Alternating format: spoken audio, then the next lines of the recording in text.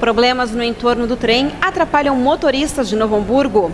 Passados mais de um século desde a abolição da escravatura, como está a realidade dos negros? E tem ainda as informações do tempo e o futebol.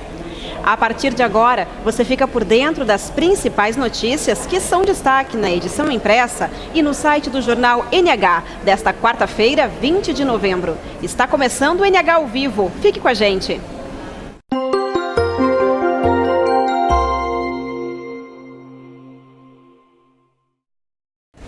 Olá!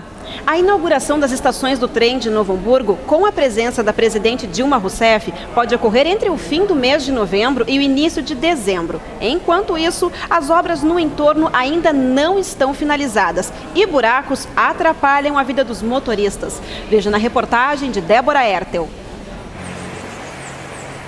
Entre os dias 22 de novembro e 6 de dezembro, a presidente Dilma Rousseff é esperada para a inauguração do trem em Novo Hamburgo. O certo, por enquanto, é que as obras no entorno dos trilhos não devem ficar prontas. Isso inclui o asfaltamento da Avenida Nações Unidas e o paisagismo na região ao redor dos Pilares e da Praça Ponta del Este, no centro.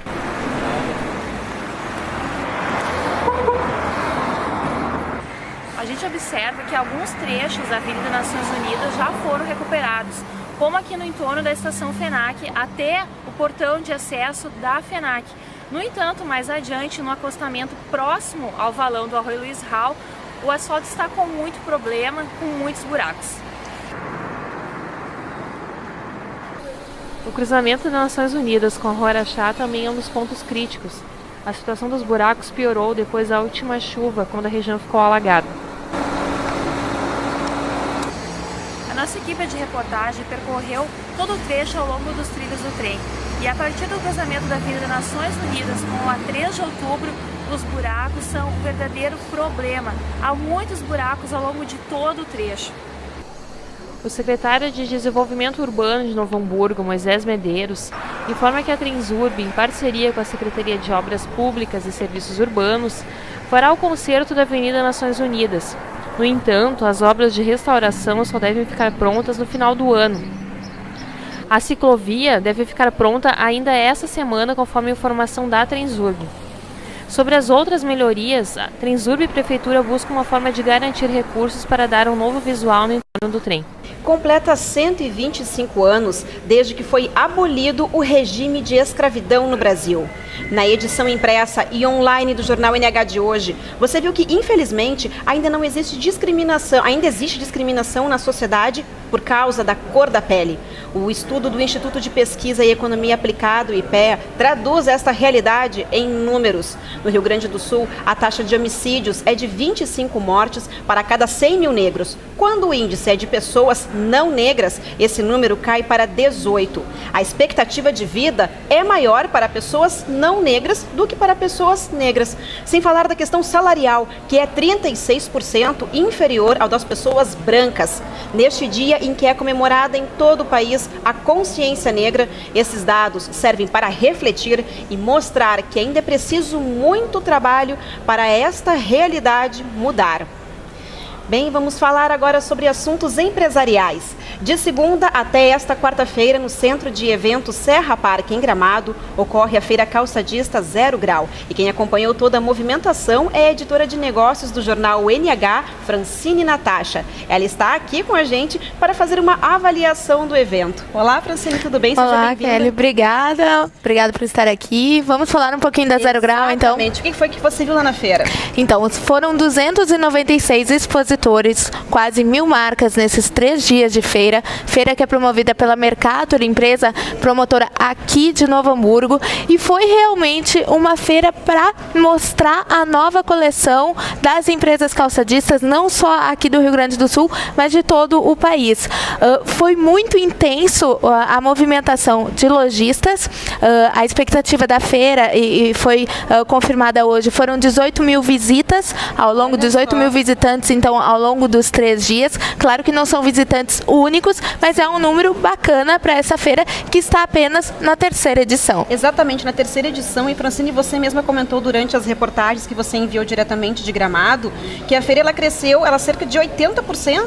Desde a primeira edição em 2011 até essa em 2013, cresceu 80% a feira. Isso é um marco e muitos dos calçadistas, dos empresários que estavam lá, disseram que este marco só foi alcançado porque ela está no calendário exatamente na data que se lança o preview das coleções. Por isso, então, que as empresas não vão tanto para fechar negócio. Sim. Às vezes a feira é mais para mostrar os calçados e o fechamento dos negócios é ao longo dos próximos dias após a feira. Mas essa é uma feira que, mostrando a nova coleção, caso não tenha uma aceitação do lojista em primeiro momento, as empresas têm como mudar a coleção, fazer ajustes na coleção. Por isso a importância dessa data de ser ainda em novembro. Sim, o que você percebeu? Foi realmente uma feira promissora para quem expôs lá no evento? Ou não, com certeza, assim, eu não ouvi em nenhum momento, eu conversei com vários empresários, com vários expositores, e não até ouvi visitantes. até visitantes, lojistas, e eu não encontrei em nenhum momento uma avaliação negativa da feira, pelo contrário, todos disseram que neste ano de 2013, na 3ª edição da feira, ela se consolida. E um fato importante é que ela é 28% menor que o SIC, que é a feira que está o lançamento de verão. 28% menor de uma feira que está há anos no mercado. Então, Sim. isso quer dizer que realmente ela está crescendo e ela está se consolidando e ela é um momento oportuno para as empresas também aqui da região. Lembrando que Novo Hamburgo teve o stand coletivo com 30 empresas e com certeza deve ter garantido às indústrias que estavam lá 1 mês até 2 meses de produção. Exatamente, você falou dessa produção dessas empresas, e são pequenas empresas ou grandes empresas? Tem de tudo, né? Que nem o stand coletivo de Novo Hamburgo, são micro e pequenas empresas aqui da nossa cidade. Mas tão grandes nomes, grandes marcas também fazem presente. Lembrando, tanto é, que essa feira nasceu a pedido dos sindicatos da nossa região, Sindicato de Igrejinha, Sindicato de Três Coroas, que sabem da importância de uma feira aqui, que possa ter num calendário específico, numa data específica, e que não precisa levar toda a estrutura para São Paulo ou para outras regiões do país. Então, realmente, tem de todos os tipos, tanto grandes empresas quanto pequenas marcas que estão iniciando, mas todo mundo sai com alguma vantagem dessa feira. Coisa boa, então. E Francine, você vai trazer mais informações ainda sobre essa feira, não é mesmo? Sim, o leitor pode conferir mais informações e o balanço final da 3ª edição da Zero Grau amanhã na edição do Jornal NH. Tá certo, Francine. Parabéns pelo trabalho e muito obrigada pela sua participação. Eu que agradeço. Bom trabalho. O alerta de mau tempo previsto para a região e que foi assunto no NH ao vivo desta terça-feira persiste. Apesar da chuva ter sido fraca na madrugada desta quarta-feira, ainda não são descartadas a queda de granizo e ventos fortes entre a noite de hoje e a madrugada de quinta. Confira a previsão do tempo com Mari Silva.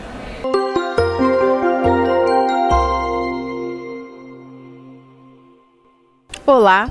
Vem chuva para o Rio Grande do Sul nesta quinta-feira, principalmente no leste, norte e nordeste do estado. Nas demais regiões, há possibilidade de chuvas isoladas, mas a previsão é de tempo nublado no decorrer do dia.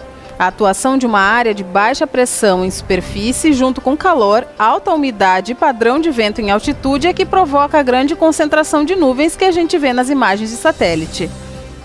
Deve chover durante a maior parte do dia no Vale dos Sinos.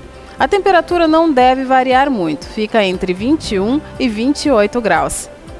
Mesma situação no Vale do Caí, onde o tempo permanece fechado, com mínima de 21 e máxima de 28 graus.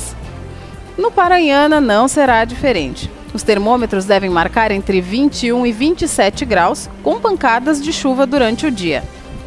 Chove também na região das Hortênsias, com temperaturas um pouco mais baixas em comparação às demais regiões do estado. Elas variam entre 17 e 23 graus. Dia de temperaturas amenas e tempo chuvoso no litoral norte, com mínima de 20 e máxima que não deve passar dos 25 graus. Uma boa quinta-feira e até mais!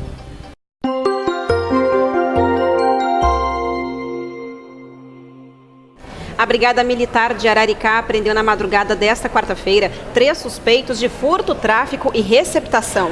2 deles, um homem e um adolescente, foram pegos em uma parada de ônibus com parte dos pertences que haviam sido roubados, momentos antes, juntamente com os documentos da vítima. O crime ocorreu por volta das 13h30 da manhã. A dupla entrou na casa, que estava vazia. Ao voltar do trabalho, em uma empresa calçadista, a moradora percebeu que a janela havia sido arrombada e logo chamou a polícia. A outra parte dos objetos roubados estava com o terceiro criminoso, que é dono de um bar e trocou a mercadoria dos ladrões por drogas. Todos os pertences foram recuperados.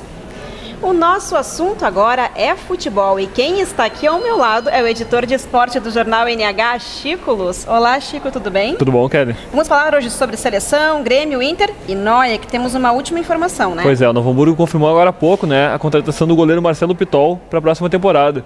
O Novo Hamburgo tem ali 4 goleiros, tinha agora nesse final de ano, no segundo semestre de 2013. Um deles não tem contrato, talvez não vá ficar com alguns dos outros ali, então o Marcelo Pitol, que é um cara experiente, que surgiu no Grêmio, passou muito tempo no 15 de novembro, jogou no Aimoré, um conhecido do interior gaúcho, já jogou também em outros clubes do Nordeste do Brasil, passou por todo o país, vem aí para ser o nome principal do Noia, provavelmente para a defesa, como principal goleiro, titular da equipe na próxima temporada, jogando aí já, começando o gauchão com a camisa 1. Que traga muita sorte ao Noia, então, pois Chico? Vamos ver. O Novo Hamburgo está aí no processo agora todo de renovação de jogadores, então o André Henrique está procurando certinho quem são os jogadores que vão renovar contrato, quem vai ser dispensado, quem vai ser emprestado, quem realmente não fica. Isso tudo a gente deve dar na edição dessa quinta-feira. Tá certo, então vamos falar agora sobre seleção brasileira. Pois é, Kelly, a seleção ontem venceu o Chile, Ontem não, hoje. O jogo terminou 1h da manhã, então a gente acompanhou tudo aqui no Jornal NH. Venceu o Chile por 2-1, último amistoso do ano. A seleção agora tem só mais uma partida antes das eliminatórias, antes da convocação para a Copa do Mundo. O Filipão formou quase toda a equipe ali, então são 23 nomes, deve ter ali entre 20 e 21 jogadores já confirmados, tem mais ou menos 2 vagas, a gente projeta assim que tem abertas ainda. Com isso, deve ser utilizado todo esse período agora de final de ano, os jogos do começo do ano que vem na Europa, no Brasil, para fechar o grupo ali, convocar essa missão da África do Sul e depois disso o Filipão é só a Copa do Mundo daí. E aí o Neymar deu um show ontem, não é mesmo, Chico? Neymar mais uma vez Chapeuzinho no goleiro, deu passe para ainda que favoreceu o Robinho depois ainda. Pois é, ele quase marcou um golaço, uma bola que ele driblou 2 vezes. Mas não era a noite dele para fazer gol, né, Chico? O Hulk e o Robinho marcaram os gols, Quem se destacou realmente foi o Robinho, um cara que muito contestado várias vezes, até mesmo aqui dentro do jornal a gente vinha falando sempre, cornetando, tirou o Robinho da onde, Não vem sendo titular no Milan, mas o Robinho é um cara muito experiente, já tem a experiência de 2 Copas do Mundo, uma delas como titular em 2010, e o Filipão deve aproveitar. O Filipão gosta muito de ter caras assim que assumam a responsabilidade. O Robinho, por pior que venha jogando no Milan, nunca foi um cara omisso, então acho que nisso a seleção vem disputando bastante com ele daí. Sim. E sobre Grêmio e Inter, o que podemos falar? Pois é, Kelly, tanto o Grêmio quanto o Inter estão pensando muito na questão agora dos jogos do final de semana. O Grêmio tem a partida contra a Ponte Preta, então jogo que deve ser fácil, até porque a Ponte Preta joga hoje à noite pela Copa Sul-Americana, um jogo de semifinal, vai com time misto provavelmente, então o Grêmio com tudo aí para conseguir um bom resultado mesmo jogando fora de casa. Já o Inter tem que vencer o Curitiba, até a partida aí decisiva desse domingo, está trabalhando já para pensar nesse jogo e deve ter a volta do Leandro Damião e do Juan para essa partida importante, até porque não vai ter o Rafael Moura, que foi expulso. Com isso o Klemer deve contar aí com o retorno do Leandro Damião para o jogo contra o Coxa lá em Caxias do Sul. Tá certo, então. Chico, muito obrigada pela sua participação. Tá certo, Kelly. Nos vemos amanhã? Claro, quinta-feira estaremos aqui. Isso aí. Bem, agora uma última informação. A da Polícia Rodoviária Federal aqui do Rio Grande do Sul. Em Sapucaia do Sul, no quilômetro 254 da BR-116, por volta das 17h50, das 5h50 da tarde, houve um acidente frontal de uma moto Honda CG com um caminhão Ford Cargo e levou ao óbito no local o condutor da motocicleta. Bem, a edição do NH ao vivo de hoje fica por aqui. Continue informado com as notícias da edição impressa e do site do Jornal NH. E lembre que você também pode participar. Acesse o facebook.com/Jornal NH e o Twitter no @Jornal NH. Envie sugestões e comentários através das redes sociais. Até amanhã. Tchau.